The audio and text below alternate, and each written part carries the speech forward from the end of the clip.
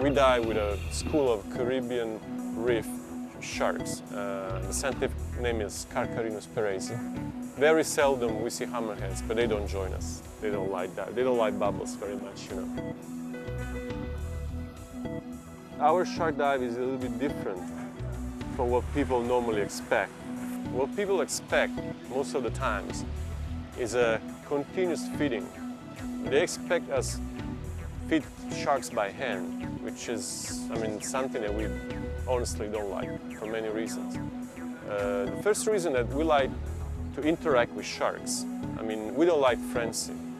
We like that people appreciate the animal for what it really is. Not aggressive. Most of the sharks are not aggressive with divers, and so the best way to do it is to swim with sharks.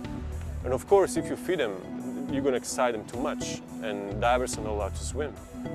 Of course, we need some chum to attract the sharks, but we don't like to feed them continuously. We like, to go with them slowly, let the people swim, mingle with sharks, I would say. In this controlled environment in Roatan, I felt safe going, and down there, we're surrounded by, I felt like 20 to 30 sharks. I couldn't count them all. There are more or less like 30 sharks.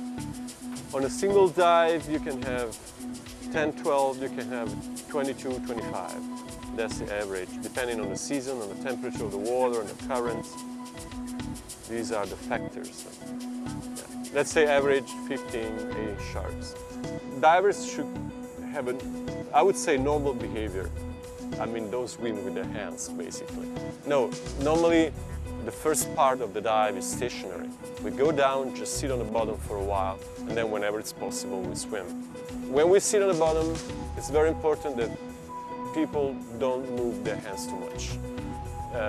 Sharks are very attracted by anything that moves fast in the water, like a wounded fish, for instance. The movement of the people, it's a possible cause of, excitement when they see people moving their hands fast, things like this.